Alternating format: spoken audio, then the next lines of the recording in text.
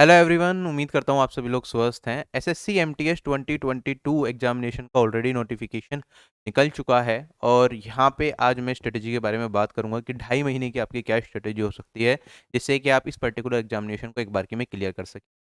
जो बिगिनर हैं उनके लिए वीडियो रामबाण की तरह साबित होगी और 2.5 महीने में भी एसएससी एमटीएस की प्रिपरेशन करके आप एक जॉब तक पहुँच सकते हैं अगर आप जो चीज़ें बताई जा रही हैं उसे स्ट्रिक्टली फॉलो करें। ठीक है। कुछ लोग तो ऐसे होंगे जो 1-2 महीने तो स्ट्रेटजी फाइंड आउट करने में या फॉर्म की लास्ट डेट तक फॉर्म भरेंगे, उसके बाद पढ़ना स्टार्ट करेंगे और पूछेंगे 1 महीने में कैसे एमटीएस क्लियर करें, और फिर लास्ट में पूरे दिन रात पढ़ने के बाद भी सिलेक्शन पहुंचेंगे। तो अगर आपको ये एग्जामिनेशन देना है तो अभी से आपको टारगेट स्पेसिफिक तैयारी करनी पड़ेगी।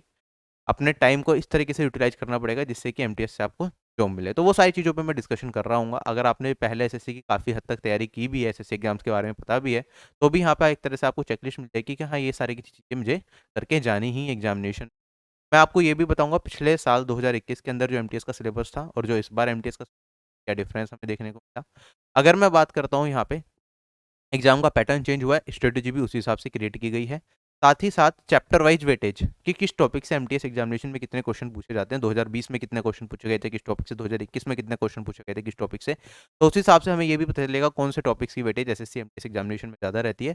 तो वो चीज़ भी आप सोच समझ के कर सकते हैं। कुछ लोग होता है कि कुछ सेक्शंस ऐसे होते हैं जिसमें प्रैक्टिस की बहुत कम नीड होती है, उसमें भी प्रैक्टिस करते जा रहे हैं। कुछ सेक्शंस होते हैं जिनमें प्रैक्टिस की नीड ज़्यादा है, वो करे ही नहीं। रीजनिंग की अगर मैं बात करूँ, कुछ लोग होता है कि मॉक्स में मॉक्स दिए जा रहे हैं रीजनिंग, तो कुछ फायदा नहीं है। रीजनिंग में 3-4 टॉपिक्स हैं जिससे क्वेश्चंस आपके गलत होते हैं, आपको उस टॉपिक्स को प्रैक्टिस करना है, ना कि आपको सारे के सारे रीजनिंग के सेक्शनल टेस्ट लगाने हैं या हर एक क्वेश्चन को बार बार सोल्व कर करके देखना है। राइट। तो वो सारी की सारी चीज़ों पर मैं यहाँ पे बात कर रहा हूँ जिससे कि आप जो क्वालिफाइंग पार्ट है उसे भी अच्छे से क्वालिफाई कर पाएं और जिनके मार्क्स एक्चुअली में जुड़ने हैं उस पर भी आप ज़्यादा से ज़्यादा स्कोर कर पाएं। और कुछ स्मार्ट अप्रोचेज भी मैं आपसे यहाँ पे डिस्कस कर रहा हूँ। तो let's get started. I hope this video will be beneficial to you. ठीक है। अभी होता क्या है ना, जैसे कुछ लोगों को लग रहा होगा एमटीएस तो बहुत छोटे लेवल की जॉब है। ठीक है, मैंने एमटीएस का एग्जामिनेशन निकाला और मुझे तो जो जॉब मिलेगी 1800 ग्रेड पे की होगी। ठीक। मेरे को तो ऐसी जॉब नहीं करनी है, मेरे को तो सीजीएल से ही सिलेक्शन लेना है। ठीक है। रास्ता कोई भी बिल्कुल सीधा नहीं होता, आपको धीरे धीरे स्टेप बाय स्टेप आगे बढ़ना पड़ता है कई बार। ठीक है। आप अभी सोच रहे हैं कि मैं सीजीएल दूंगा, लेकिन सीजीएल 2021 क्या हो चुका है आपका, सॉरी 2022 का टीयर 1 हो गया, आप टीयर 2 में ज़्यादा टाइम नहीं है। उसके बाद आपका एमटीएस एग्जामिनेशन है और उसके बाद आपका सीजीएल 2023 का आएगा। ठीक है। 2023 में अभी थोड़ा सा टाइम है। जो एमटीएस का सिलेबस है वो सीजीएल के सिलेबस से थोड़ा सा कम है, मैथ्स में कुछ टॉपिक्स नहीं। ठीक है। तो अगर आप एमटीएस को प्रिपेयर कर रहे हो तो कोई दिक्कत नहीं है इसके अंदर भी। ठीक है। कोई से एग्जाम से कम एक जॉब तो लो। जैसे मेरे पास अभी एस्पिरेंट्स के मैसेज आते हैं, पहले ऐसा होता था कि किसी भी जॉब में सिलेक्शन नहीं हो रहा, 3-4 साल से तैयारी कर रहे हैं, सारे जॉब में रिजेक्शन हाथ लग रहा है, और अब लगातार एक के बाद एक के बाद एक सभी जॉब्स में सिलेक्शन होता जा रहा है, क्योंकि एक बार उन्होंने सारी की सारी चीजें एक बार सीख ली अच्छे तरीके से, तो अब कोई भी एग्जाम देंगे पैटर्न तो मोर और लेस सबका सेम है, तो फिर सबके साथ सिलेक्शन होता चला जाता है। राइट। अगर मैं बात करता हूँ, एक एक्सपेरेंट का मेरे पास मैसेज आया, ये पुरानी पूरी टाइमलाइन है। 29 अगस्त को मैसेज आया इनका कि इनका selection postal assistant sorting assistant की पोस्ट पे हुआ सीएचएसएल के थ्रू। फिर 20 अक्टूबर को मैसेज आया कि मुंबई जीपीओ में सिलेक्शन हुआ। उसके बाद डीएचसी दिल्ली हाई कोर्ट में सिलेक्शन हुआ जेजेई की पोस्ट पे। अभी आईबी एसीआईओ में सिलेक्शन। ठीक है। तो अब क्योंकि एग्जाम्स तो सारे साथ साथ चल रहे होते हैं, तो फॉर्म एक साथ ही भरे जाते हैं, मतलब 1-2 महीने के गैप में, और उस टाइम पे एग्जाम हो जाते हैं। जब तक रिजल्ट आता पता चलता है कि अभी एक एग्जाम का रिजल्ट आया उसमें सिलेक्शन हो गया, उससे पहले 2-3 एग्जाम और दे रखे थे, धीरे धीरे उनके रिजल्ट आए तो उनमें भी सिलेक्शन हो गया। तो एक बार तैयारी तो मन लगा के कर लो आप, सिलेक्शन आपका 100% होगा। और ये 2.5 महीने जो है एमटीएस एग्जामिनेशन में, इसमें आप जो चीजें सीखोगे ये आपके हर एग्जाम में आगे काम आएगी, सीजीएल सीएचएसएल या कोई और एग्जाम आप देने वाले हैं, क्योंकि सब्जेक्ट हर जगह 4 ही होते हैं, maths English GK reasoning maximum exams के अंदर। ठीक है। नोटिफिकेशन आउट हो गया, जिसने फॉर्म नहीं भरा अभी 2-4 दिन के गैप के बाद अच्छे से सारी चीजें समझ के फिर फॉर्म को भरना, पोस्ट प्रेफरेंस बड़े ध्यान से भरना। ठीक है, स्टेट प्रेफरेंस सॉरी। और अगर मैं बात करता हूँ, जो आपका एग्जाम लिखा हुआ है यहाँ पे टेंटेटिवली अप्रैल में कराया जाएगा, 1 महीने तक आपका लगभग एग्जाम चलता है, तो हम ये मान के चल रहे हैं कि अब से लेके आपको क्या करना पड़ेगा, 31 मार्च तक अपना सारा का सारा सिलेबस कंप्लीट करना है। उसके बाद जो भी टाइम मिलेगा उसमें आप अपनी रिवीजन करेंगे, प्रैक्टिस करें। राइट। ठीक है। तो हम 2.5 मंथ्स के हिसाब से अपनी स्ट्रेटेजी को प्लान करेंगे। एग्जाम के पैटर्न में क्या चेंज हुआ है मैं फिर से रिपीट करता हूं। अभी 2 सेक्शन में बांट दिया है टीयर 1 एग्जामिनेशन को। एक आपका सेक्शन 1 है जिसके अंदर आपका मैथ्स आएगा और रीजनिंग आएगा। 20-20 क्वेश्चन, एक एक क्वेश्चन 3 नंबर का होगा। कोई भी नेगेटिव मार्किंग नहीं है, तो आप जब एग्जाम में 40 के 40 क्वेश्चन अटेम्प्ट करेंगे, इसके लिए आपको 45 मिनट दी गई है। अब यहाँ पे टाइम का थोड़ा सा इशू है। पहले क्या होता था कि आपको क्या मिलता था, आपके टोटल 100 क्वेश्चन आते थे। अभी यहाँ पे कितने हैं, 50। ये तो 25-25 क्वेश्चन ही रहते थे इंग्लिश और जनरल अवेयरनेस के। और इसके भी आपके 25 क्वेश्चन आते थे, इसके 25 क्वेश्चन आते थे। आपको कितना टाइम मिलता था पूरा टोटल? आपको यहाँ पे 100 क्वेश्चन करने के लिए 1.5 घंटा मिलता था। तो उसमें बेसिकली होता क्या है कि जो इंग्लिश के 25 क्वेश्चन आएंगे ये लोग जनरली 10 से 12 मिनट के अंदर सभी लोग सोल्व कर लेते हैं। जनरल अवेयरनेस की अगर मैं बात करता हूँ, इसके क्वेश्चन भी 6 से 7 मिनट में जनरली सभी लोग कर लेते थे। तो हमारे पास क्या होता था, जो बच्चे 50 क्वेश्चन होते थे उसे सोल्व करने के लिए कितना टाइम बच जाता था? 1 घंटा 10 मिनट के आसपास आपके पास बच जाते थे। मतलब कितने? 50 क्वेश्चन के लिए मैथ्स और रीजनिंग के मिला के आपके पास बच जाते थे लगभग 70 मिनट के आसपास। ठीक है, अभी आपके पास कितना है? अभी आपके पास यहाँ पे 40 क्वेश्चन हैं, लेकिन टाइम कितना है? यहाँ पे आप देखेंगे टाइम मेरा 20% से रिड्यूस हुआ, और यहाँ पे अगर मैं 20% से टाइम को रिड्यूस करता तो मेरे पास वैल्यू आती 56, जबकि यहाँ पे मेरे पास टाइम है 45 मिनट्स का। तो यहाँ पे टाइम थोड़ा सा कम आपको रहेगा, और आपको ये दोनों एग्जामिनेशन क्वालिफाई तो करने ही पड़ेंगे। मतलब इस सेक्शन की मेरे हिसाब से एक अलग कट ऑफ निकाली जाएगी, जो इस कट ऑफ को क्लियर करेंगे उनका सेक्शन 2 इवेल्युएट करके उसके मार्क्स मिलेंगे, राइट। तो बेसिकली क्या है, जो सेक्शन 1 सेक्शन 2 दोनों ही आपको क्वालिफाई करने जरूरी हैं, और जो फाइनल मेरिट बनेगी सिर्फ मैथ्स और इंग्लिश के मार्क्स के बेसिस पे बनेगी, क्योंकि यहाँ पे मल्टीपल शिफ्ट में एग्जामिनेशन होगा, नॉर्मलाइजेशन भी कराया जाएगा। तो सेशन 1 का नॉर्मलाइजेशन मेरे हिसाब से बिल्कुल अलग होगा, सेशन 2 का नॉर्मलाइजेशन बिल्कुल अलग होगा। ठीक है, अगर मैं बात करूं जैसे यहाँ पे आपके पास ये 120 नंबर है, 120 में से जितना भी आपने स्कोर किया इसका नॉर्मलाइज्ड स्कोर रो स्कोर होगा आपका एक, उसके बाद नॉर्मलाइज्ड स्कोर होगा। ऐसे ही जो बचे हुए हमारे पास ये 150 मार्क्स हैं, ठीक है, इसमें से रो स्कोर आएगा, एक नॉर्मलाइज्ड स्कोर आएगा।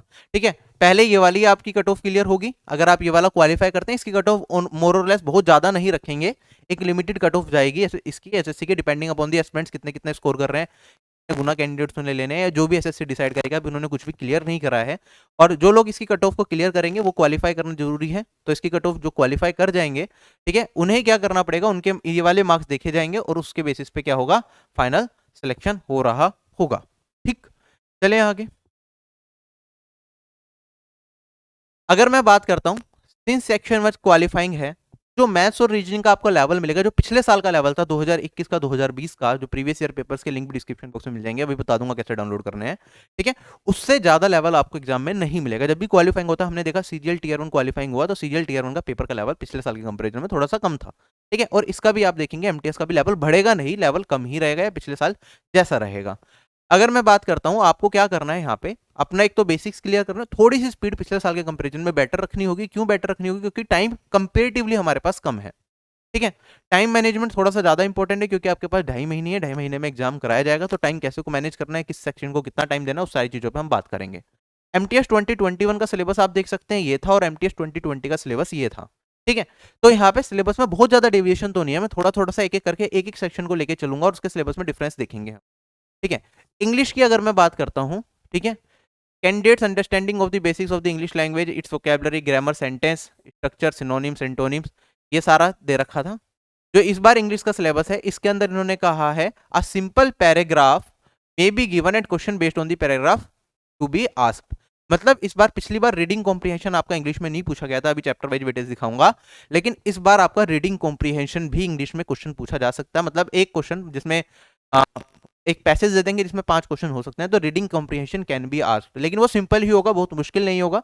जो इंग्लिश मीडियम से पढ़े हुए वो आसानी से कर जाएंगे। ठीक है, इन्होंने लिखा है सिंपल पैसेज, 10th लेवल के एग्जाम के हिसाब से देंगे, मुश्किल पैसेज नहीं देंगे।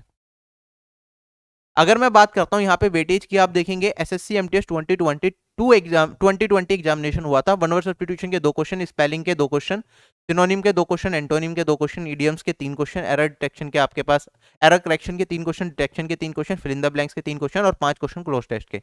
ये वेटेज रही थी, और सिमिलर सी वेटेज हमें एसएससी एमटीएस 2021 एग्जामिनेशन में भी देखने को मिली। अब देखो, जब आप इंग्लिश को प्रिपेयर कर रहे होंगे, आप यहाँ पे ध्यान से देखो वोकैबुलरी वाला सेक्शन कितना है। ठीक है, 2 2 4 6 8 और 3 यहाँ पे हमारे पास 11, 25 में से 11 क्वेश्चन वोकैबुलरी के पूछे गए हैं। और वोकैबुलरी चाहे आप हिंदी मीडियम बैकग्राउंड से हो, चाहे इंग्लिश मीडियम बैकग्राउंड से हो, वोकैबुलरी सबको ही याद करनी पड़ती है। ठीक है, तो ये सारा सेक्शन तो सबको ही कवर करना पड़ेगा। इंग्लिश मीडियम बैकग्राउंड को थोड़ा सा ये एरर डिटेक्शन, एरर करेक्शन वाले क्वेश्चंस या फिल इन द ब्लैंक्स या क्लोज टेस्ट करने वाले में थोड़ी आसानी रह जाती है उन्हें, क्योंकि चीजें जल्दी वो रिलेट कर पाते हैं। तो यहाँ पे इस वाले सेक्शन में हिंदी मीडियम वाले एस्पिरेंट्स को थोड़ा ज्यादा टाइम लगने वाला है, लेकिन टाइम की कमी आपके पास नहीं होगी, क्योंकि 45 मिनट मिल रही है। अगर रीडिंग कॉम्प्रिहेंशन भी आया तो बड़े आराम आराम से, अगर आपकी रीडिंग की स्किल स्लो भी है ठीक है, तब भी हिंदी मीडियम एस्पिरेंट्स वाले कर पाएंगे, कोई दिक्कत आपको नहीं आने वाली। ठीक है, अगले साल की वेटेज देख लो आप, मोर और लेस सिमिलर सी वेटेज है, ज्यादा कुछ फर्क नहीं आया 2021 के अंदर भी। ठीक है, तो लगभग ऐसा ही कुछ हो सकता है, इस बार हो सकता है क्लोज टेस्ट की जगह आपका क्या डाल दें, क्लोज टेस्ट की जगह आपका पैसेज डाल दें। ठीक है, हो सकता है फिल या फिर फिल इन द ब्लैंक्स को एलिमिनेट करके, इनमें से कोई एक पोर्शन को कम करके उसकी जगह आपका क्लोज टेस्ट के 3-4 क्वेश्चन डाल सकते हैं और बाकी एक पैसेज डाल सकते हैं, ऐसा कुछ हो सकता है। अगर मैं आगे बात करता हूं, ये मैथ्स के सिलेबस की बात करेंगे हम। मैथ्स का सिलेबस जो पिछली बार था ये हमारे पास ये दे रखा था। ठीक है, और अगर मैं इस बार का सिलेबस भी देखूं तो इस बार के सिलेबस में भी कुछ ज्यादा डिफरेंस नहीं है, लगभग वैसा सा ही सिलेबस दे रखा है। ठीक है, इसमें आपका अलजेब्रा, ट्रिग्नोमेट्री ये सब नहीं पूछा जाता, आपका ज्योमेट्री में मुश्किल क्वेश्चंस नहीं बनते, मेंसुरेशन बेस्ड क्वेश्चंस बनते हैं, एरिया के, पेरीमीटर के या फिर वॉल्यूम से रिलेटेड सवाल पूछ लेंगे आपसे। और अगर मैं बात करता हूँ यहाँ पे कोऑर्डिनेट ज्योमेट्री वगैरह, परम्यूटेशन, कॉम्बिनेशन, ये सब नहीं पूछा जाता। तो मोर और लेस सिमिलर सा सिलेबस है, कुछ ज्यादा डिफरेंस मुझे यहाँ पे नहीं लग रहा है। आगे मैं बात करता हूँ इसकी वेटेज क्या थी मैथ्स की। अच्छा, चैप्टर वाइज जो पीडीएफ है चलो उस पर बाद में आएंगे। अगर आप मैथ्स की वेटेज देखते हैं यहाँ पे तो 2020 के अंदर 22 शिफ्ट हुई थी। ठीक है, 1050 क्वेश्चन से परसेंटेज के कितने क्वेश्चन, रेशियो के, मिक्सचर के, पार्टनरशिप के, एवरेज के, सभी चैप्टर्स के आप यहाँ पे क्वेश्चंस को देख सकते हैं। ठीक है, जैसे आप देखेंगे परसेंटेज के लगभग 1 से 2 क्वेश्चन, रेशियो एंड प्रोपोर्शन के लगभग 2 क्वेश्चन हर एक शिफ्ट के अंदर, मिक्सचर और पार्टनरशिप को मिला दूं तो 2 शिफ्ट में 1 क्वेश्चन पूछा जा रहा था। ठीक है, एवरेज की अगर मैं बात करूं 2 क्वेश्चन, प्रॉफिट एंड लॉस के 3 क्वेश्चन हर एक शिफ्ट में, इंपॉर्टेंट चैप्टर है। सिंपल इंटरेस्ट के आपका 1 क्वेश्चन, कंपाउंड इंटरेस्ट का 1 क्वेश्चन, टाइम एंड वर्क के 2 question, time speed and distance के 2 क्वेश्चन, सिंप्लीफिकेशन के 2, एलसीएम एचसीएफ का 1, इस तरीके से चल रहा था। ठीक है, अगर मैं बात करता हूं 3 क्वेश्चन नॉर्मल डीआई के और 1 क्वेश्चन स्टैटिस्टिक्स का, ऐसा कुछ पोर्शन था। 2021 में देखेंगे आप तो 2021 में भी सिमिलर सी चीजें दिखेंगी, थोड़ा बहुत 19-21 का फर्क आ जाता है। ठीक है, यहाँ पे नंबर सिस्टम का कोई क्वेश्चन नहीं था 2020 में, 2021 के अंदर भी आपका नंबर सिस्टम का क्वेश्चन बहुत ही मिनिमम देखने को मिले, और जो क्वेश्चन थे वो बहुत ईजी थे। इसके लिए बहुत डिटेल में बहुत मुश्किल नंबर सिस्टम आपको नहीं पढ़ना है एमटीएस एग्जामिनेशन के लिए, राइट। ठीक है, वैसे तो नंबर सिस्टम बहुत बड़ा चैप्टर है, सीजीएल में भी जब हम पढ़ते हैं बहुत सारे डिफरेंट टाइप्स होते हैं। ठीक है, यूनिट डिजिट निकालना, फिर उसके लिए अलग अलग थ्योरम, यूलर मेथड हो गया, विल्सन मेथड हो गया, और सारी चीजें होती हैं, वो सारी चीजें हम सीख रहे होते हैं।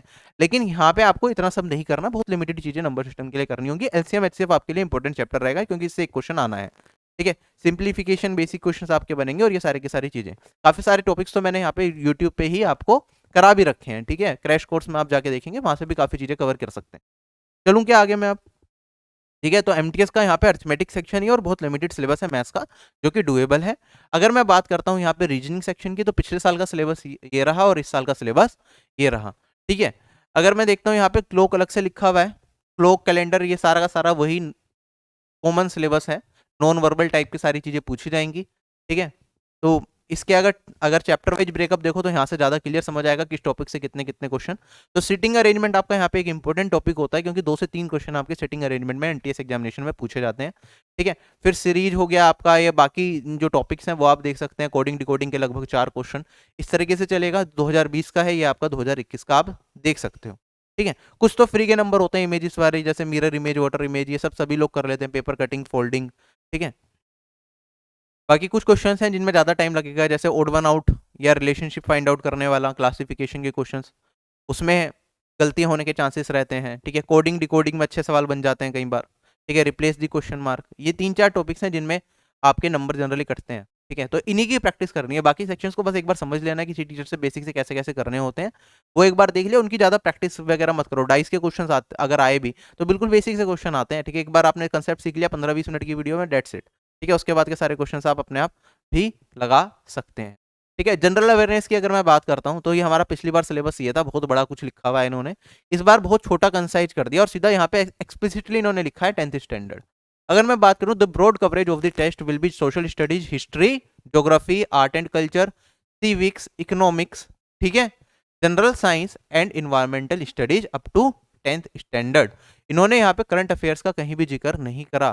ठीक है, तो करंट अफेयर्स की वेटेज हो सकता है, मैं बिल्कुल इस चीज को इग्नोर नहीं करके चल रहा कि करंट अफेयर्स पूछेंगे ही नहीं, लेकिन ओवरऑल अगर मैं बात करूं 25 क्वेश्चन आपके आने हैं तो करंट अफेयर के हो सकता है 2 से 4 क्वेश्चंस के बीच में, 4 से ज्यादा क्वेश्चंस आपको करंट अफेयर्स के नहीं मिलेंगे। तो बेसिक जो इंपॉर्टेंट टॉपिक्स होते हैं करंट अफेयर्स के, जैसे अपॉइंटमेंट्स हो गया या कुछ और चीजें, तो उसे इग्नोर करके नहीं जाएंगे हम। बुक्स एंड ऑथर्स हो गए, तो जो बार बार पूछता रहता है एसएससी, तो वो टॉपिक्स करके जाएंगे। लेकिन ऐसा नहीं है कि आपको बहुत ज्यादा करंट अफेयर्स का रट्टा मारना है। यहाँ पे सबसे जरूरी काम है आप स्टैटिक पोर्शन को कवर करेंगे, अपने हिस्ट्री, ज्योग्राफी, पॉलिटी, जो भी ये सब्जेक्ट्स हैं आपके, क्योंकि ये आपने एक बार पढ़ लिया, इसकी नॉलेज आपके साथ हमेशा रहेगी। करंट अफेयर्स आज आपने पढ़ा, अगले साल के लिए जब एग्जाम दे रहे होगे करंट अफेयर आपका इस साल का काम नहीं आएगा, लेकिन कोई और एग्जाम दे रहे होगे करंट अफेयर हो सकता है उसका पैटर्न अलग हो। लेकिन जो ये सारे सेक्शंस हैं, आप history, polity, geography, art and culture, economics, general science, ये एक बार आपने पढ़ लिया, एक बार इसके नोट्स बना लिए अच्छे से, एक बार अच्छे से रीड कर लिया, ये आपको हमेशा याद रहेगा। जब मैंने सीजीएल 2017 दिया था, जब मैंने एक बार ये चीजें पढ़ी थी, अगर मुझे आगे फ्यूचर में कभी ढंग से तैयारी करके एग्जाम देना पड़े तो मैं क्या करूंगा, मेरे पास जो नोट्स रखे होंगे मैं उन्हें रिवाइज करूंगा, क्योंकि इकोनॉमिक्स तो बदलेगी नहीं ना, हिस्ट्री तो टाइम के साथ बदलेगी नहीं ना। ठीक है, जो 500 साल पहले हो चुका है वो हो चुका है, उसमें अब कोई परिवर्तन नहीं आ सकता। तो वही चीज आपको सीखने में टाइम लगता है, रिवीजन करने में टाइम नहीं लगता। तो यही सेक्शंस दे रखे हैं, इन पे आपको अच्छे से अपना फोकस करना है। ठीक है, जो 7-8 चीजें हैं। ठीक है, तैयारी करते टाइम भी हम इन चीजों पे ध्यान रखते हैं कि जो सेक्शंस आपने पढ़ रखा है, जैसे अपनी ग्रेजुएशन के टाइम पे 11-12 के अंदर जो रिसेंटली आपने चीजें पढ़ी हैं, पहले वो कवर करेंगे जीके के अंदर, जिससे थोड़ा कॉन्फिडेंस आए। उसके प्रीवियस ईयर के क्वेश्चंस लगाएंगे और उसके बाद हम आगे के सेक्शन को कवर करेंगे। अभी टाइम टेबल पे भी मैं बात करने वाला हूँ। अभी आप चैप्टर वाइज वेटेज देख लो, कितने कितने क्वेश्चन पहले आते थे। अगर मैं बात करूं करंट अफेयर्स के, अगर एसएससी सीजीएल एग्जामिनेशन से कंपेयर करता हूं, तो एमटीएस में वैसे भी करंट अफेयर्स के क्वेश्चन पहले भी कम ही आते थे। आप देखेंगे यहाँ पे 2020 के अंदर करंट अफेयर्स के हर एक शिफ्ट में हमारे पास लगभग 3.5 क्वेश्चन थे। और बुक्स एंड ऑथर्स का भी अगर इसी में इंक्लूड कर दूं, बुक्स एंड ऑथर्स कई बार करंट अफेयर्स आते हैं, कई बार प्रीवियस के भी पूछ लेते हैं, तो लगभग 4 क्वेश्चन हमारे पास करंट अफेयर्स के थे, जबकि एसएससी सीजीएल सीएचएस एग्जामिनेशन में 5 से 6 क्वेश्चन तक भी करंट अफेयर्स के बन जाते हैं। अगर मैं बात करता हूँ यहाँ पे 2021 के अंदर एमटीएस में आपके करंट अफेयर्स के क्वेश्चन लगभग 2 से 3 हर एक शिफ्ट में पूछा गया था। राइट, तो करंट अफेयर्स का सिनेरियो सीधा सा है कि 3 से 4 क्वेश्चंस पहले पूछे जा रहे हैं। ठीक है, 3 क्वेश्चंस के आसपास उन्होंने एवरेज एमटीएस में, हो सकता है इस बार वो 3 क्वेश्चंस भी ना आए, 1 या 2 क्वेश्चंस आए, वरना आए तो चलो 3 क्वेश्चंस भी आ गए तो बाकी के क्वेश्चंस तो आपके हाथ में है, और उनमें अगर आप मेहनत ज्यादा करेंगे तो उनमें आप अच्छा स्कोर कर सकते हैं। ठीक है, तो पहला टारगेट हमारा स्टैटिक पोर्शन को कवर करना रहेगा एमटीएस एग्जामिनेशन के लिए। किस टॉपिक से कितने कितने क्वेश्चन आप देख सकते हैं यहाँ पे। बायोलॉजी का 2 क्वेश्चन लगभग, केमिस्ट्री का 1, फिजिक्स का 1, इकोनॉमिक्स के लगभग 2 क्वेश्चन, और ज्योग्राफी के यहाँ पे 4.5 क्वेश्चन है, हिस्ट्री के 4 क्वेश्चन है, पॉलिटी का 2.5 क्वेश्चन है। ठीक है, पॉलिटी छोटा सब्जेक्ट है और क्वेश्चन इसके जो बनते हैं वो हो भी जाते हैं, अगर आपने एक बार अच्छे से पढ़ लिया कोई दिक्कत कभी आती नहीं पॉलिटी के अंदर। ठीक है, और यहाँ पे स्टैटिक जीके आपको कवर करना पड़ेगा, इसके 3.3 क्वेश्चन, जैसे डांस फॉर्म्स हो गया, ठीक है, इंस्ट्रूमेंट्स हो गए, उससे रिलेटेड क्वेश्चन पूछ सकते हैं। ठीक है, बुक्स एंड ऑथर्स ये था। ठीक है, इस बार आप देख सकते हैं 2021 के अंदर क्या क्या वेटेज रही, लगभग वैसा सही कुछ आपको देखने को मिलेगा 2021 के अंदर भी, ज्यादा वेरिएशन इसमें नहीं है। इकोनॉमिक्स है, यहाँ पे इकोनॉमिक्स के 2.3 क्वेश्चन आ गए, हिस्ट्री के फिर से 4 से ज्यादा क्वेश्चन आ गए, पॉलिटी के फिर से 2.5 क्वेश्चन आ गए हर एक शिफ्ट में। मिसलेनियस मतलब स्टैटिक वाला पार्ट, हाँ स्टैटिक में वो वाला, जैसे डांस फॉर्म्स हो गए, यहाँ म्यूजिक एंड डांस फॉर्म का इसमें अलग दे रखा है, बाकी नॉर्मल मिसलेनियस वाले क्वेश्चन जो भी है, first in India, last in India, या फिर कोई डैम या उससे रिलेटेड कुछ पूछ रहे हैं, वो भी बेसिकली कहीं ना कहीं आपका ज्योग्राफी या किसी और टॉपिक से रिलेट कर जाता है अगर आपने सही से पढ़ा हो। ठीक है, तो ये सारी की सारी चीजें हमारे पास कुछ इस तरीके की वेटेज रही थी, तो प्रिपेयर आपको करना है। प्रीवियस ईयर के पेपर्स आपको देखने हैं, पेपर के लेवल को समझने के लिए तो डिस्क्रिप्शन बॉक्स में लिंक है, सारी की सारी सब्जेक्ट वाइज पीडीएफ 2020 की, 2021 की, मॉक फॉर्म में पीडीएफ, सारी पीडीएफ अवेलेबल हैं। डिस्क्रिप्शन बॉक्स में एक लिंक है, उसके थ्रू आप ये सारे लिंक्स दे रखे हैं, डायरेक्टली जैसे किसी भी शिफ्ट पे क्लिक करेंगे, जैसे मान लो आपको जीको के 1 लाइनर पीडीएफ चाहिए इंग्लिश लैंग्वेज की, इंग्लिश लैंग्वेज में सब्जेक्ट वाइज जीके की 1 लाइनर पीडीएफ चाहिए, इस पे क्लिक करेंगे तो इंग्लिश की सब्जेक्ट वाइज 1 लाइनर पीडीएफ, एक पेज में 25 के 25 क्वेश्चन, जिससे कि आप क्विकली रिवाइज कर सकते हैं। ये सारी की सारी पीडीएफ डिस्क्रिप्शन बॉक्स में अवेलेबल है। ठीक है, अब मैं बात करता हूँ यहाँ पे टाइम मैनेजमेंट की, टाइम कैसे निकालना। अगर आप बिगनर हैं, अभी की तैयारी करना स्टार्ट करने की सोच रहे हैं, तो सबसे पहली चीज तो अगर सोच रहे हो तो आज डिसीजन फाइनल ले लो, तैयारी करनी है नहीं करनी है। अगर आप 5-6 दिन सोचने में व्यस्त कर दोगे तो उतने ही सिलेक्शन के चांसेस आपके धीरे धीरे कम होते जाएंगे, क्योंकि टाइम हमारे पास क्या है, कम है बहुत। ठीक है, अगर मैं बात करता हूँ, अगर आप इंग्लिश मीडियम स्टूडेंट हैं, ठीक है, आप इंग्लिश मीडियम से पढ़े हुए हैं, तो आपके लिए यहाँ पे क्या होगा, इंग्लिश में आप थोड़ा सा कम टाइम देंगे तब भी आपका काम चल जाएगा। अब देखो यहाँ पे आप टारगेट कैसे करेंगे, मैथ्स के लिए देखो 2 से 2.5 घंटे अगर आप रोज का निकाल लें, ठीक है, तो उससे क्या होगा ना, ओवरऑल आप सारे के सारे लेक्चर्स को कवर कर पाएंगे। ठीक है, जो भी, क्योंकि जितने चैप्टर्स हैं हमारे पढ़ के तो हमें सारे के सारे चैप्टर जाने ही हैं, हम स्किप करके नहीं जा सकते। तो 2 से 2.5 घंटे आप निकाल लें, क्योंकि क्वालिफाइंग है लेकिन पढ़ना तो है ही, और आगे कोई एग्जाम देंगे सीजीएल सीएचएसएल, तो उसमें भी मैथ्स तो इंपॉर्टेंट है ही, तो वहाँ पे आपको कवर करना पड़ेगा। ठीक है, रिस्क नहीं ले सकते। हाँ, ऐसा हो सकता है कि एग्जाम से पहले आपका 1-2 चैप्टर अगर छूट भी जाता है तो उसे स्किप कर देंगे, बस उसका बेसिक्स देख के चले जाएंगे, जिससे कि बेसिक क्वेश्चन बने तो आप कर पाए। ठीक है, लेकिन अभी जब तैयारी आप कर रहे हैं तो तैयारी थोड़ी अच्छे तरीके से करेंगे, ऐसा नहीं है अभी से हम ऊपर ऊपर से कुछ क्वेश्चंस देखेंगे, जब प्रीवियस लगाने बैठे कुछ नए टाइप का क्वेश्चन मिल गया तो कर ही ना पाए। ठीक है, तो बिल्कुल भी ऐसा नहीं करेंगे कि 2-2 घंटे की, 2.5-2.5 घंटे की वीडियो की उठा ली परसेंटेज की और सोचा कि उससे पूरा परसेंटेज पढ़ लिया, जब प्रीवियस ईयर करने बैठे तो क्वेश्चन ही नहीं हो रहे। ठीक है, तो तैयारी करेंगे अच्छे तरीके से करेंगे। दिन का 2.5 घंटे आप मैथ्स सेक्शन के लिए दें, इंग्लिश के लिए आप 2 घंटे भी देंगे दिन का, तो आपका काम चल जाएगा।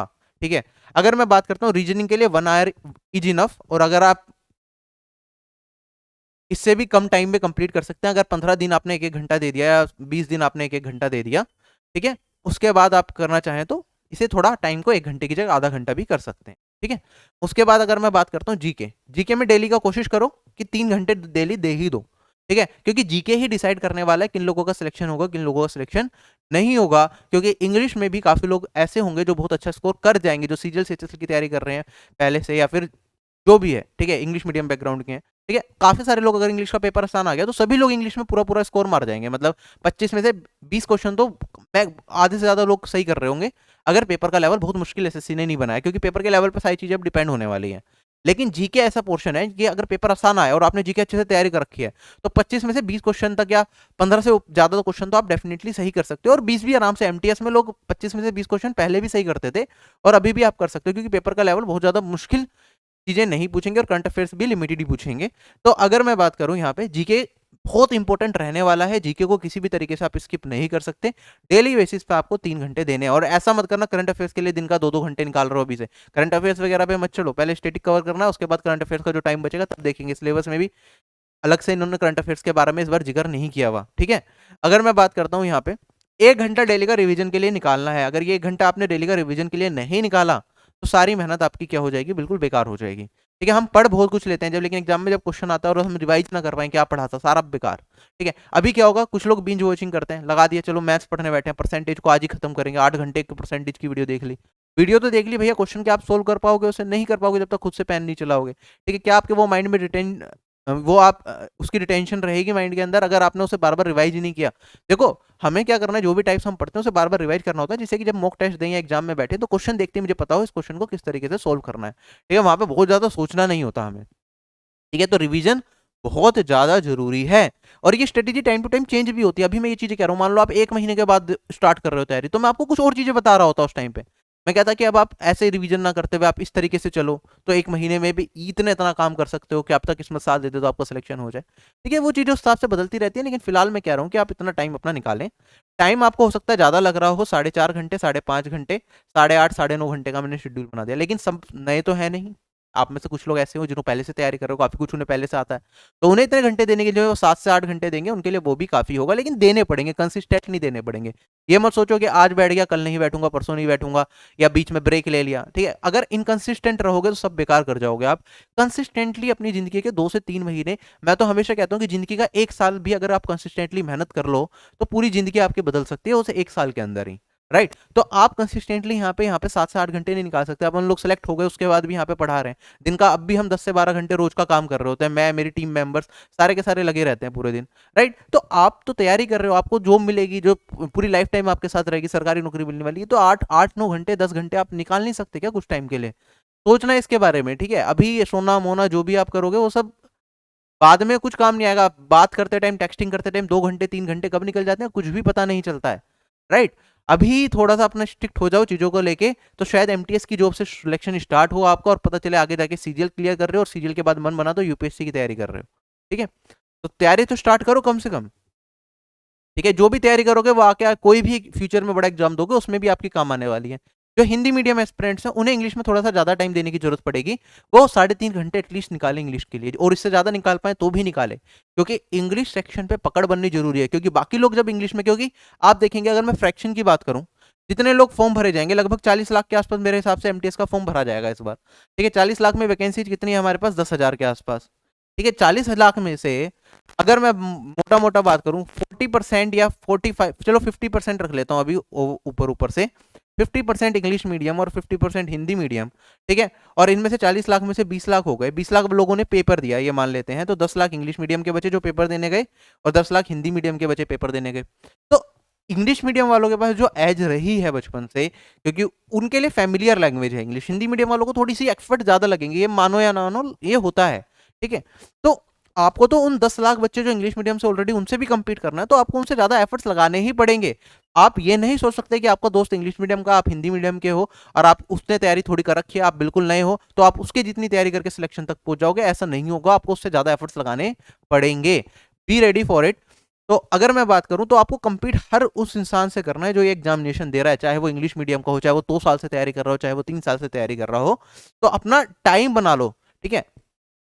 Hard work beat talent when talent doesn't work hard, right. तो ये हमेशा याद रखो कि आप मेहनत करोगे तो आप बाकी लोग जो अभी आपसे कहीं ज्यादा आगे हैं उनसे आगे निकल जाओगे, राइट। तो मैथ्स का 2 घंटे, इंग्लिश के लिए आप 3.5 घंटे 4 घंटे जितना भी निकाल पाओ, जब तक आपका कंसंट्रेशन बने।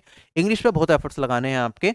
और जीके के लिए तो सेम है, इंग्लिश मीडियम वालों के लिए भी, हिंदी मीडियम वालों के लिए भी। दिन का 3 घंटे निकालो, एक शेड्यूल के साथ 3 घंटे करोगे, जीके भी आपका 2 महीने में काफी हद तक कवर हो जाएगा, ठीक है। सारी की सारी चीजें भी मैं और थोड़ा डिटेल में डिस्कशन करूंगा सब्जेक्ट वाइज। और अगर मैं बात करूं कि रीजनिंग के लिए क्रैश कोर्स करा आपने, कुछ प्रैक्टिस सेशन लगा लिया, उससे भी आपका काम चल जाएगा। और 1 घंटा रिवीजन, जो भी पढ़ रहे हो अगर उसकी रिवीजन नहीं करी तो सब बेकार है। रिवीजन का सीधा सा फंडा क्या होता है कि आपने आज एक क्लास अटेंड करी, अगली क्लास में जाने से पहले पिछली क्लास को रिवाइज करो, डेट्स इट, ठीक है। पिछली 2 क्लास को रिवाइज करते रहो। अगले आज फर्स्ट डे आपने क्लास ली, डे 1 पे क्लास ली, डे 2 पे डे 1 वाली क्लास को रिवाइज करो, डे 3 पे जा रहे हो तो डे 2 और डे 1 वाली क्लास को रिवाइज करो, डे 4 पे जा रहे हो तो पिछली 2 क्लास को रिवाइज कर लो।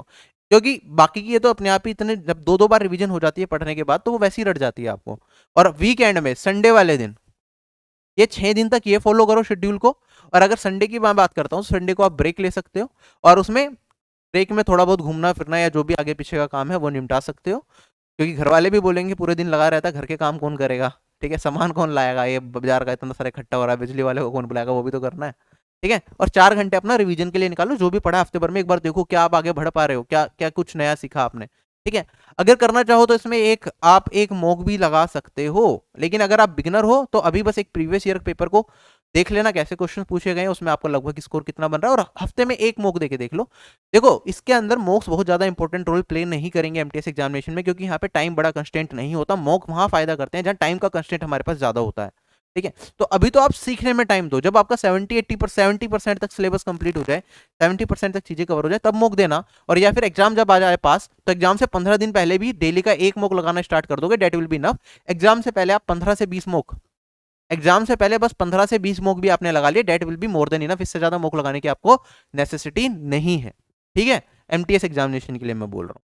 आगे मैं बात करता हूँ, सीजीएल सिचुएशन में हम ज्यादा मॉक्स लगाने को बोलते हैं, एमटीएस में ऐसा कुछ नहीं है। अब सिर्फ सीखने पे ध्यान दें अपना, जितना ज्यादा आप सीखेंगे उतना ज्यादा आपका काम आएगा, ठीक है। इंग्लिश की अगर मैं बात करता हूँ, अब मैं सब्जेक्ट वाइज चल रहा हूँ। देखो इंग्लिश के लिए सबसे पहले तो आपको 1 घंटा डेली का वोकैबुलरी के लिए निकालना ही है। वोकैबुलरी में आपको क्या करना है, 30 तो इडियम्स एंड फ्रेजेस याद कर लो आप, ठीक है। और 40 वर्ड्स आप याद कर लो बेसिक वोकैबुलरी के, ठीक है। अब वोकैबुलरी के वर्ड्स याद करोगे तो बेसिकली जैसे आपने कोई भी वर्ड उठाया, कोई भी वर्ड आप याद कर रहे हो उसे डिक्शनरी में देखो, उसके सिनोनिम्स भी साथ के साथ क्या कर लो, याद कर लो। एंटोनिम्स कभी भी पढ़ने की जरूरत नहीं है, क्योंकि एंटोनिम्स याद करने में और ज्यादा दिक्कत होती है, एग्जाम में जाके मिक्स हो जाता है सिनोनिम के साथ। आप सिर्फ एक वर्ड है उसका मतलब समझो, एंटोनिम तो आप ऑटोमेटिकली ऑप्शनल एलिमिनेशन से कर पाओगे। स्पेलिंग्स है, स्पेलिंग्स के लिए भी ज्यादा एफर्ट लगाने की जरूरत नहीं है। अगर आपके वर्ड्स अच्छे होंगे, वोकैबुलरी अच्छी होगी, तो स्पेलिंग आपको अपने आप ही पता चलती रहेगी उस चीज की, ठीक है। तो मेन आपको क्या करना है, बेसिक वोकैबुलरी के वर्ड्स याद करने हैं, ठीक है। उसके सिनोनिम्स देखते हुए चलना, दैट्स इट। इससे आपका वन वर्ड सब्स्टिट्यूशन और बेसिक कवर हो जाएगा, ठीक है। 40 वोकैबुलरी के वर्ड्स मैंने बेसिक बोले हैं, तो इसमें आप क्या कर सकते हो, ठीक है। 20 वन वर्ड सब्स्टिट्यूशन दिन का ले लिया, 20 नॉर्मल वर्ड्स ले लिया दिन के। अगर 2 महीने तक कंटिन्यू करोगे तो कितने वर्ड्स हो गए हमारे पास, 1 महीने में 1200, 2 महीने में 2400। 2400 वर्ड्स भी याद करके जाओगे, जो एसएससी में बार बार पूछे जाते हैं प्रीवियस ईयर के हिसाब से, तो आप एग्जाम में अच्छा कर रहे होंगे। और ये 2400 वर्ड्स वो होंगे जो आपको नहीं पता है, जो आपको पता है उन्हें काउंट मत करना इसमें, ठीक है। पता चला एक बुक उठाए, उसके एक पेज पे 30 वोकैबुलरी के वर्ड्स दे रखे हैं, 20 आपको पहले से आते हैं, ठीक है। और 20 करने के बाद बचे हुए 20 करें और की हो गया, नहीं भाई, नए सीखो, ठीक है। अगर आपने ऑलरेडी वोकैबुलरी पूरी की पूरी पढ़ रखी है, किसी बुक से कवर कर रखी है, तो ये वाला सेक्शन छोड़ दो, ठीक है। बहुत ज्यादा इसमें डीप डिग डाइप करने की जरूरत नहीं है कि नई नई वोकैबुलरी सीखे जा रहे हैं, सीखे जा रहे हैं, सीखे जा रहे हैं, ठीक है। एक limited bare minimum previous year की आपने सारी वोकैबुलरी कर ली, तो दैट विल बी इनफ। उसके बाद आप क्या करते हैं, आप क्या कर सकते हैं, रेस्ट 1 आवर और 2 आवर्स, ठीक है, ग्रामर के लिए देने हैं। अब 1 आवर और 2 आवर क्यों, इंग्लिश मीडियम बैकग्राउंड से हो तो आप 1 से 1 घंटे से 1.5 घंटे तक दे सकते हो। उसमें क्या करा आपने, एक चैप्टर उठा लिया, देन नाउन से आपने स्टार्ट करा, ठीक है। नाउन के सारे ग्रामेटिकल रूल्स किसी टीचर से पढ़ लिया, खुद बुक से पढ़ोगे तो थोड़ा सा बोरिंग लगेगा, ठीक है। किसी टीचर की वीडियो से कर लिया या कोर्स ले रखा उससे कर लिया, आरबी एप्लीकेशन के कोर्स से कर लिया, अमन सर से कर लिया, जैसे मर्जी आपने करा। तो आपने क्या करा, उसका 1 से 1.5 घंटा में सर से एक दिन क्या करा, कुछ पोर्शंस कवर कर लिए, अगले दिन आगे के पोर्शंस कवर कर लिए, उससे रिवाइज करके अगले दिन और आगे के पोर्शंस कवर कर लिए। ठीक है, तो ग्रामर एक दिन में बहुत ज्यादा सीखने की कोशिश करोगे तो दिमाग में रहेगा नहीं, निकलता रहेगा। तो कुछ रूल्स एक दिन में सीखे, उसे रिवाइज करा, फिर आगे के कुछ रूल सीखे, उसे रिवाइज करा, फिर आगे के कुछ रूल सीखे। जब चैप्टर आपका कंप्लीट हो गया तो एक बुक उठा ली जिसमें उसके प्रैक्टिस सेशंस दे रखे हो, प्रैक्टिस के क्वेश्चन दे रखे हो 9 चैप्टर के, तो सारे के सारे आपने प्रैक्टिस कर लिए। इस तरीके से चलते रहोगे, 2 महीने में आपके ग्रामर का सारा कंप्लीट हो जाएगा। इंग्लिश का कोई बहुत ज्यादा बड़ा कोर्स नहीं होता है। ठीक है, ठीक है। और प्रैक्टिस सेशन भी टीचर ने करा रखे हो तो वो देख लिया, वरना कोई बुक हो से कर सकते हो। ठीक है, बुक के लिए आप केडी कैंपस की नीतू सिंह मैम की बुक आती है वो फॉलो कर सकते हो, एसपी बख्शी बुक आती है वो फॉलो कर सकते हो। कोई भी अगर इनमें से आपके पास ऑलरेडी है वो ले लेना, वरना नीतू सिंह मैम वाली बुक ले लेना। ठीक है, इंग्लिश का काम आपका यहाँ से चल गया ग्रामर वाले पोर्शन का। ठीक है, वोकेबलरी भी आप चाहें तो इनसे स्टार्ट कर सकते हैं, वरना ब्लैक बुक आती है वोकेबलरी की वो आप फॉलो कर सकते हैं। और वर्ड पावर मेडी के तो आपके यूट्यूब पे ही हमने 10-12 सेशन डाले हुए हैं, आप वहां से देखना स्टार्ट करेंगे थोड़ा थोड़ा तो उससे भी आपको काफी मदद मिलेगी। अमन सर ने बहुत अच्छे तरीके से करा रखा है। 30-30 मिनट के सेशन है, 30 मिनट का एक सेशन देखोगे तो उसमें कम से कम आपको 30 के आसपास वर्ड्स याद हो ही जाएंगे। ठीक है, और उससे आपको इंटरेस्ट भी डेवलप होगा, एक इंटरेस्टिंग वे में आप चीजों को सीखोगे। तो रात को जब फ्री हो तो टाइम निकाल के वो वीडियो देख ली और उसके कॉपी में छोटे छोटे से नोट्स बना लिए, बुक खरीदने की जरूरत नहीं है। ठीक है, चलें आगे हम। तो ये हमारा हो गया इंग्लिश का काम, इस तरीके से आप सीक्वेंस वाइज चलेंगे। अब इसमें कुछ लोगों को ज्यादा टाइम लगेगा, जो चीजें मैं बता रहा हूँ करने में, कुछ लोगों को कम टाइम लगेगा, तो ये आपको अपने हिसाब से देखना है, मैनेज करना है।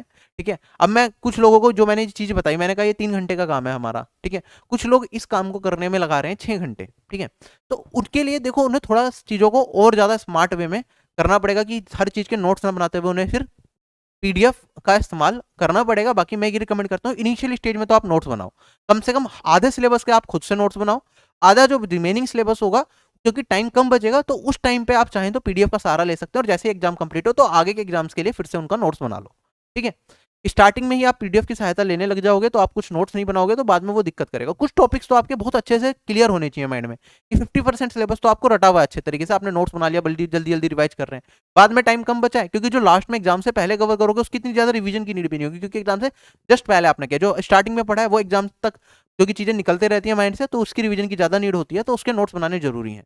ठीक है, तो अभी नोट्स बनाना स्टार्ट करें, लेकिन लास्ट में एग्जाम में जब 20 दिन या 1 महीना बचे उस टाइम पे जो टॉपिक्स करेंगे उसके नोट्स मत बनाएं, उसके पीडीएफ यूज कर लें, और बाद में जब एग्जाम खत्म हो जाए तो आप नोट्स बना सकते हैं। ये मैंने इंग्लिश के लिए बताया, मैथ्स के लिए मैं बताता हूँ। ठीक है, मैथ्स के लिए भाई एक गलती मत करना कि आपने प्रीवियस ईयर क्वेश्चन उठाए और वहीं से सारे कंसेप्ट को सीखना स्टार्ट कर दिया, नहीं।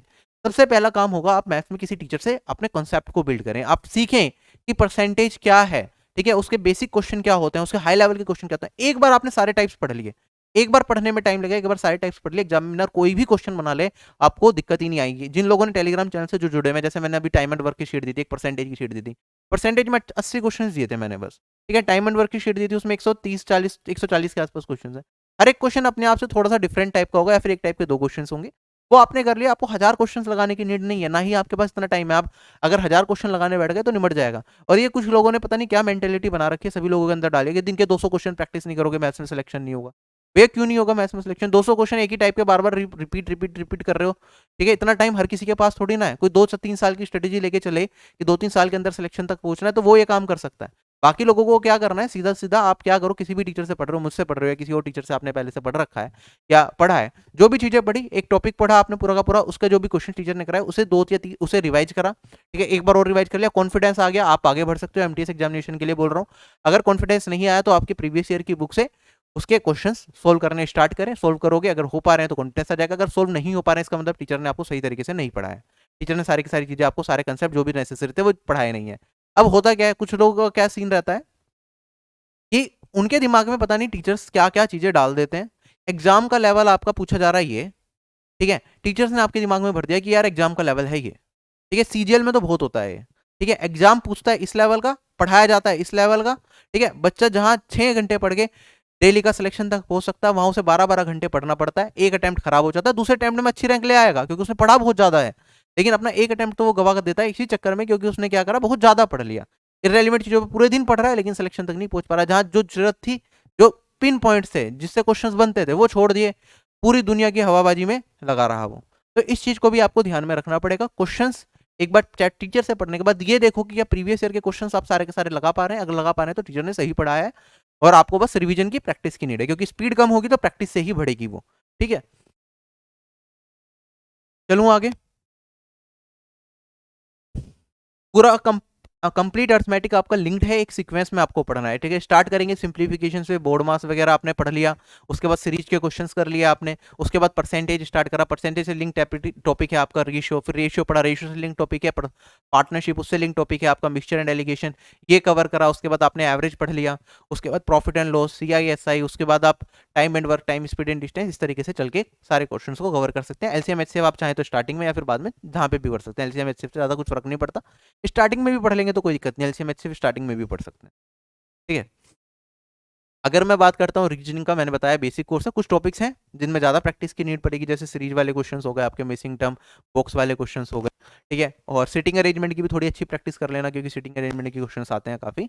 तो इसके लिए आपको क्या करना है, एक बार बेसिक टीचर से किसी से कुछ भी पढ़ लिया, बहुत छोटा ही कोर्स होता है, रीजनिंग का ज़्यादा नहीं होता है। और उसके बाद प्रीवियस ईयर की बुक से वो जो टॉपिक्स हैं उनके एक बार खुद से प्रैक्टिस कर ली, जिससे कि आपके माइंड में चीज़ें स्ट्राइक हो जाए जब एग्जाम में क्वेश्चन आए, ठीक है। खाली वीडियोज देखने से चीज़ें स्ट्राइक नहीं होंगी। जीके में मैं हमेशा रिकमेंड करता हूँ, ठीक है, कि आप एक बार एक टीचर से जरूर पढ़ें, जिससे आप कनेक्टिव रहें, ठीक है। अगर आप खुद रैंडम वीडियोस देख रहे हैं या खुद रैंडमली बुक से पढ़ रहे हैं, तो उसमें प्रॉब्लम क्या होती है, एक तो सारी चीजें आपको नहीं मिल पाती है, आपको लगता है, मैंने काफी लोगों से मेरी बात होती है, उन्होंने क्या करा, सर मैंने तो फिजिक्स पढ़ रखा है पूरा का पूरा। मैंने कहा कहाँ से पढ़ रखा है, सर इस पर्टिकुलर बुक से पढ़ रखा है। अब उस पर्टिकुलर बुक में क्या सारा का सारा सिलेबस दे रखा है, क्या उस पर्टिकुलर बुक में जो चीजें दे रखी हैं वो सारी की सारी एग्जाम रेलिवेंट है, या उसमें से कुछ चीजें वो ऐसी बुक बनाई गई है जो सभी एग्जाम्स को कवर करते हुए बनाई गई है, उसमें 11th-12th की भी चीजें डाल दी जो एसएससी में कभी पूछता नहीं है। क्या ऐसा तो नहीं है कि जो आप पढ़ रहे हो वो 50% ही है जो आपको पढ़ना चाहिए उसका, या ऐसा तो नहीं है जो आप पढ़ रहे हो उसमें 50% रेलिवेंट है, 50% इरेलीवेंट है, आपको लगा कि आपने पूरा कर लिया लेकिन वहां से वो पूरा नहीं हुआ है, ठीक है। ये चीज भी आपको समझनी पड़ेगी, ठीक है, क्योंकि मेरी लगातार, क्योंकि डाउट ग्रुप्स होते हैं टेलीग्राम पे, जितने भी पेड यूजर्स होते हैं मेरी उनसे लगातार बात होती रहती है, जब मैं उनसे कम्युनिकेट करता हूँ तो मुझे भी समझ आता है कि वो बच्चे एक्चुअली में फंस कहाँ रहे हैं, कौन सी ऐसी चीज है जहां वो गलती कर रहे हैं। बहुत सारे लोग मेरे पास आते हैं, सर मैंने ना अभी आपका मैथ्स का कोर्स लिया है, इससे पहले मैंने मैथ्स पढ़ रखा था पूरा का पूरा, ठीक है सर, मॉक्स में ना मार्क्स नहीं बढ़ रहे। मैंने कहा अच्छा, मेरा मैथ्स का कोर्स आपने अभी लिया, आपके मैथ्स में मॉक्स में मार्क्स नहीं बढ़ रहे, इसके पीछे रीजन क्या, आप बताओ कहाँ से क्या पढ़ा आपने, ठीक है। उन्होंने बताया कि यार सर ये वाली फलाना वीडियो मैंने देखी थी परसेंटेज की 2 घंटे की, ठीक है, और फिर मैंने आगे बढ़ा, फिर मैंने ये 2 घंटे का देख लिया, ये रैंडम इस सर से ये देख लिया। अब उसमें प्रॉब्लम क्या है ना, प्रॉब्लम यह है कि उन्होंने सब कुछ नहीं पढ़ा। उन्होंने पढ़ा है एग्जाम के लिए, उनका टीयर 1 फेस क्लियर हो गया, या फिर उनके जो बॉर्डर पे मार्क्स आ गए, लेकिन फाइनल अच्छी जॉब तक नहीं पहुंचे या फाइनल सिलेक्शन नहीं पहुंचे। उसके पीछे रीजन क्या रहा कि उन्होंने किसी भी टीचर से पूरा डिटेल में पूरा नहीं पढ़ा, उन्होंने सारे टाइप्स कवर नहीं करे, ठीक है। ऐसे ही जीके में होता है कि हमने कुछ क्रैश कोर्सेज देख लिए, crash courses are good, exam से पहले अगर कुछ नहीं पढ़ रखा, क्रैश कोर्स देखा, कंप्लीट कर लिया, लेकिन क्या क्रैश कोर्स सफिशिएंट होगा आपके सिलेक्शन तक आपको पहुंचाने के लिए, जहां कुछ पर्टिकुलर टॉपिक ही पूछे जा रहे हैं, वहां पे आपको डिटेल में जाने की जरूरत, ठीक है। तो एक बार आप डिटेल में सारी की सारी चीजें सीख लेंगे, ठीक है, उसके बाद आपके पास जब चीजें नहीं बचेंगी कि एग्जाम में जो पूछा रहा आपने सब कुछ पढ़ लिया, तो आपके क्वेश्चन सारे के सारे बनेंगे ही बनेंगे।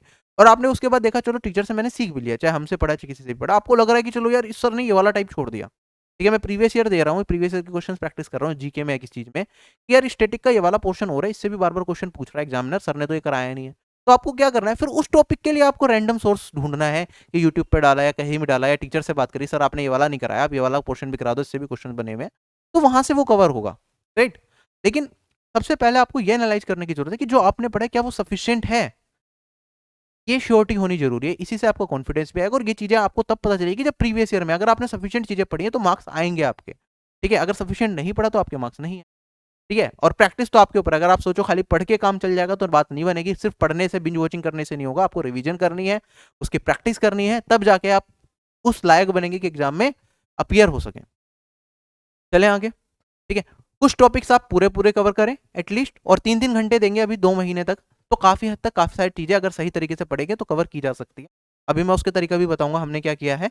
बाकी जो चीजें आपकी छूट जाएं, जो आपके ग्रेजुएशन में सब्जेक्ट रहे हो जीके के, वो आप पूरे कर लें, और जो ग्रेजुएशन में सब्जेक्ट नहीं रहे उसके क्रैश कोर्सेज देख, ठीक है, अगर टाइम कम बचता है, ठीक है। लूसेंट की बुक काफी ज्यादा पॉपुलर है, तो लूसेंट की बुक भी फॉलो कर सकते हैं, लेकिन उसमें कुछ जगहों पे एरर्स भी हैं, और काफी जगहों पे लूसेंट में कुछ चीजें रेलिवेंट भी है जो एग्जाम्स में नहीं पूछता, तो वो आपको थोड़ा सा फिल्टर करना पड़ेगा, ठीक है। वो एक बार देख लेना, बाकी किसी टीचर के क्लास नोट्स आपके पास अवेलेबल हो तो उससे एक बार वेरीफाई कर सकते हो कि क्या क्या चीजें टीचर ने करा रखी, क्या क्या चीजें नहीं करा रखी, तो उस हिसाब से आप सही तरीके से उसे रीड कर सकते हो, ठीक है। बाकी 10th लेवल तक एनसीईआरटी फॉलो कर सकते हैं, लेकिन वो बहुत लंबी अप्रोच हो जाएगी, इतना टाइम आपके पास नहीं है। ठीक है। जीके के क्रैश कोर्सेज आरबी एप्लीकेशन पे अवेलेबल है, ठीक है, जिसमें फिजिक्स, केमिस्ट्री, बायोलॉजी, पॉलिटी और इकोनॉमिक्स का क्रैश कोर्स अवेलेबल है, जो आप देख सकते हो। ठीक है, अभी आप अपनी तैयारी डिटेल से करो। ठीक है, अगर एग्जाम में आपके पास टाइम कम बचता है तो आप यहाँ पे क्रैश कोर्सेज की मदद भी ले सकते हैं। क्रैश कोर्सेज का मतलब ये होता है कि आपकी काफी सारी चीजें कवर हो जाए, लेकिन नॉट ऑल। ठीक है, क्योंकि अगर सारा क्रैश कोर्स से कंप्लीट हो जाता तो फिर डिटेल कोर्स का मतलब ही नहीं बनता, राइट। लेकिन ये काफी ज्यादा हेल्पफुल रहेंगे, अगर एग्जाम टाइम में आपका कोई सेक्शन छूट जाए तो यहाँ से आप कवर कर सकते हैं। पॉलिटिक्स 4 घंटे में बहुत अच्छा सर ने कराया है। ठीक है, केमिस्ट्री का 1 घंटे का कोर्स है हमारा, फिजिक्स का यहाँ पे क्रैश कोर्स 3 घंटे का है, बायोलॉजी का 2.5 घंटे। ठीक है, डिटेल्ड कोर्स लगभग मेरे ख्याल से इनके 20-20 घंटे के होंगे तीनों से, लगभग 60 घंटे के अंदर जो हमारा एप्लीकेशन पे कोर्स है। तो जीके का लगभग 60 घंटे के आसपास होगा, पॉलिटी का 20 या 22 घंटे के आसपास टोटल कोर्स है कंप्लीट। इकोनॉमिक्स का थोड़ा ज़्यादा है, इकोनॉमिक्स का 40 से 50 घंटे का, 40 घंटे के आसपास का डिटेल्ड कोर्स है। लेकिन अगर आप क्रैश कोर्स देखेंगे तो क्रैश कोर्स 7 घंटे का, तो क्रैश कोर्स भी इकोनॉमिक्स का काफ़ी अच्छे तरीके से सर ने कवर रखा है, तो वो आप देख सकते हैं। ऐसी मैथ्स में कुछ फ्री वीडियो यूट्यूब पे अवेलेबल है क्रैश कोर्स की फॉर्म में, जो आप देख सकते हैं, से काफ़ी कुछ सीखने को मिलेगा। बट अगेन जैसे परसेंटेज है यहाँ पे, डिटेल कोर्स में हम लगभग इसे पढ़ते हैं 10 घंटे के आसपास, यहाँ पे ये ढाई ढाई घंटे में। तो इसमें कुछ बेसिक चीज़ें मैं मान के चलूंगा कि आपको आती हैं, तो उस पर ज़्यादा टाइम नहीं लगा, मैक्सिमम टाइप्स को टच करने की कोशिश करेंगे, लेकिन डिटेल में थोड़ी और ज़्यादा चीज़ें होती है, वो आप देख सकते हैं। लेकिन yes, this is also a very good play list for mathematics, can go for it as. ठीक है, अगर कोई करें आप इसे और उसके बाद क्वेश्चंस करके देखेंगे आप कर पा रहे हैं नहीं कर पा रहे। इसमें भी मैं जब भी पढ़ाता हूँ मैं ये सोच के नहीं पढ़ाता, अगर मुझे पेड में भी कराना होगा तो मैं ऐसे ही करा। ठीक है, ये तो सीजीएल के लिए रिवीजन के हिसाब से मैंने एक सीरीज स्टार्ट करी थी, इसमें जैसे प्रॉफिट एंड लॉस चैप्टर है वो पूरा है। इसी प्लेलिस्ट में आपको प्रॉफिट एंड लॉस चैप्टर मिलेगा, जो 8.5 घंटे की वीडियो है, वो कंप्लीट है। ठीक है, वो कंप्लीट है, जब उसके आगे लिखा भी होगा कंप्लीट। कंप्लीट है इसका मतलब क्या है कि उसके अंदर सारे के सारे टाइप्स मैंने करा रखे हैं। उसके बाद आपको अगर वो कर लिया तो उसके बाद कोई क्वेश्चन आपको मिलेगा नहीं। उसके बाद वो मैंने 1 साल पहले वीडियो अपलोड करी थी, 1 साल के बाद कितने भी एग्जाम्स हुए आप देखेंगे एक भी सवाल ऐसा नहीं होगा, अगर आपने वो वीडियो पूरे अच्छे से देखी है, कि आप प्रॉफिट लॉस एंड डिस्काउंट का ना कर पाए, चाहे वो सीजीएल, सीएचएस, कोई भी एग्जामिनेशन। तो जो कंप्लीट होता है उसमें सब कुछ कवर हो जाता है, क्रैश कोर्स में कुछ 1-2 टाइप्स मिस भी। चलें आगे अब हम। तो एमटीएस का अगर आप एमटीएस का कोर्स अगर आप आरबी एप्लीकेशन से लेना चाहते हैं, अभी मैं इसे यूज करना भी बताऊंगा, इफ़ यू नीड।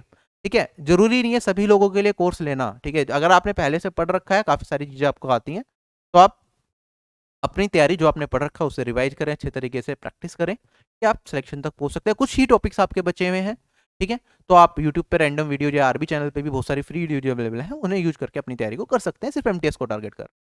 ठीक है, जो अगर मैं यहाँ पे जो कोर्स बता रहा हूँ, ये एमटीएस का जो कोर्स है, ये ऐसा कुछ नहीं है कि हम स्पेसिफिकली कुछ अलग कर रहे हैं। ठीक है, ये बेसिकली जो हमने ऑफिसर बैच बनाया, ऑफिसर बैच के अंदर एसएससी सीजीएल टियर 2 लेवल तक की कंप्लीट प्रिपरेशन हम करवा रहे हैं, जिसमें डेडिकेटली एस्पिरेंट्स को टेलीग्राम ग्रुप के थ्रू गाइड भी करते हैं, वो एक दूसरे डाउट्स भी पूछ पाते हैं, टीचर्स भी अवेलेबल होते हैं। हर क्लास की वीडियो पीडीएफ आप डेस्कटॉप पे देखना चाहें तो डेस्कटॉप पे, वीडियोज को लैपटॉप पे देखना चाहें तो वीडियो को लैपटॉप पे देख सकते हैं। ठीक है, एप्लीकेशन के थ्रू देखना चाहें एप्लीकेशन के थ्रू। ठीक है, वो सारी चीज़ें वहाँ पे अवेलेबल हैं। ठीक है, एमटीएस में हमने जो टॉपिक्स पूछे जाते हैं एमटीएस एग्जामिनेशन में, सिर्फ वो रखे हैं, तो इसलिए इसका प्राइस भी कम है, क्योंकि रीजनिंग में सिर्फ क्वालिफाइंग है, मेस लेवल का कुछ नहीं आएगा, तो कुछ एक्स्ट्रा ज़्यादा चीज़ नहीं होगी, बेसिक कोर्स जिससे कि आपका काम चल जाए एमटीएस के लिए, वो अवेलेबल होगा। ठीक है, मैथ्स के लिए जो टॉपिक्स मैथ्स में पूछे जाते हैं वो सारे के सारे टॉपिक्स अवेलेबल होंगे। ठीक है, सारी की सारी क्लासेस, उसके बाद उनके प्रैक्टिस सेशंस भी मैं डाल दूंगा उन टॉपिक्स के, जिससे कि आपको कम से कम वो टॉपिक जो एग्जाम में पूछे रहे हैं उसमें हायर लेवल, अगर आप कल सीजीएल भी देने जाएंगे तो उसमें भी आपको दिक्कत ना आए। और एमटीएस का तो आपका आराम से काम चल ही जाएगा, अगर आपने एक बार वो वीडियोज को गो थ्रू कर लिया, रिवाइज कर लिया, और प्रैक्टिस शीट तो हर क्लास की मैथ्स की प्रोवाइड की जाएगी आपको, क्वेश्चंस और उसके साथ उसकी एक प्रैक्टिस अवेलेबल। और उसके अलावा भी बहुत कुछ है, जो एप्लीकेशन यूज कर रहे हैं उन्हें पता है हम क्या क्या चीज़ें प्रोवाइड करते हैं। ठीक है, और ऐसे ही अगर मैं बात करूँ, जीके का कंप्लीट कोर्स आपको मिलेगा, जो हम ऑफिसर बैच में प्रोवाइड करते हैं। इंग्लिश का भी कंप्लीट कोर्स आपको इसके साथ दिया जाएगा। ठीक है, तो यहाँ पे जब आप ये पढ़ लेंगे तो एमटीएस और जीके, देखो एमटीएस का जो स्टैटिक पोर्शन है जीके का, वही आपका सीजीएल का भी स्टैटिक पोर्शन है, कोई डिफरेंस नहीं है उसके अंदर। ठीक है, और वो सारी की सारी चीज़ें आपको मिलेंगी, इंग्लिश की सारी चीज़ें आपको मिलेंगी। ठीक है, रीजनिंग का फाउंडेशन कोर्स आपको मिलेगा, मैथ्स का फाउंडेशन कोर्स में जो चैप्टर्स आपके एमटीएस में पूछे जाते हैं वो मिलेगा, और आप बाद में आप सीजीएल का टारगेट लेके चलेंगे तो इसे आप अपग्रेड भी करा सकते हैं, कि क्योंकि जिन टीचर से आपने पढ़ा उन्हीं का आप थोड़ा सा बेटर लेवल का या एक्स्ट्रा टॉपिक जो सीजीएल में सीएचएस में पूछ रहे हैं वो कवर करना चाहते हैं, तो आप कम टाइम में कर पाएंगे। हर क्लास की आपको पीडीएफ मिलती है, जिससे कि आपको कहीं भी दिक्कत ना आए, कहीं स्ट्रेटेजी से रिलेटेड कोई इशू है तो टीचर्स अवेलेबल हैं जिनसे आप गाइड करेंगे। डेली बेसिस पे हम टारगेट्स भी डिसाइड करेंगे, एक टेलीग्राम ग्रुप बनाया जाएगा जिसमें मैं आपको डेली टारगेट दूंगा कि 2.5 महीने तक आपको कैसे कोर्स को कवर करना है, अगर आप बिगिनर हैं। ठीक है, तो डेली बेसिस पे टीचर्स हर एक सब्जेक्ट के आपको टारगेट्स मिल जाया करेंगे, वो टारगेट को आपको फुलफिल करना है और आपको आगे बढ़ते रहना, और उस पे स्पेसिफिक आपको टेस्ट भी प्रोवाइड कर देंगे सेक्शन, जैसे कोई टॉपिक दिया मैंने कि हाँ ये वाला टारगेट है, आपको ये वाला टॉपिक कंप्लीट करना है इस तरीके से, उससे रिलेटेड सारी की सारी चीज़ें, कोई क्वेश्चन में डाउट है तो आप टीचर से डायरेक्टली पूछ, ठीक है, या फिर बच्चे ही सोल्व कर देते हैं वो डाउट्स, तो इतना दिक्कत नहीं आती। ठीक। इसके अंदर जीके के लिए जैसे टाइम आपके पास कम है तो जीके के लिए आपको नोट्स बनाने की जरूरत नहीं है। जीके के लिए हमने ई बुक्स प्रोवाइड करी हैं, जो भी टीचर्स क्लास में पढ़ा रहे हैं सर की हमने एक ई बुक बना दी जिसका आप प्रिंट निकाल सकते हैं, और उसमें प्रिंट निकाल के अपने पास रखो, टीचर जो पढ़ा रहा है वीडियो से देखते रहो साथ के साथ, और कुछ एड ऑन करना है तो नोट्स के अंदर इसी बुक के अंदर आप अपने पेन से या पेंसिल से लिख लो। ठीक है, फिजिक्स केमिस्ट्री बायोलॉजी की अवेलेबल है, अभी पॉलिटी की 2 या 3 दिन के अंदर आपकी बुक आ जाएगी, उसके बाद ज्योग्राफी की भी आ जाएगी, हिस्ट्री की भी आ जाएगी। ठीक है, तो सारी की सारी बुक्स इकोनॉमिक्स की नहीं बन पाएगी, बाकी सेक्शंस की बुक्स आपको अवेलेबल करा देंगे, जिससे कि आप कम से कम टाइम में करो, और बाकी जो टीचर पढ़ाते हैं उनकी पीडीएफ तो साथ के साथ अवेलेबल होती ही है, तो जिसकी ई बुक भी नहीं हुई तो पीडीएफ आपके पास एटलीस्ट होगी, जिससे कि आप बाद में रिवाइज कर पाए इन क्विकली, राइट। तो इससे आप जीके, क्योंकि टाइम कम है, ठीक है, ई बुक प्रोवाइड करने में ऑर्गेनाइजेशन का नुकसान होता है, लेकिन आपका क्या होगा, हमारे लिए जरूरी है कि आपका टाइम कम लगे, कम टाइम में आप सिलेक्शन तक पहुंचे, दिस इज आवर टारगेट। ठीक है, तो कम से कम टाइम में आपको सारी फैसिलिटीज अवेलेबल हो जाए एक ही जगह पे, जिससे कि आपको कहीं भी भटकना ना पड़े, तो वो सारा का सारा हम काम यहाँ पे आप लोगों के लिए कर रहे हैं।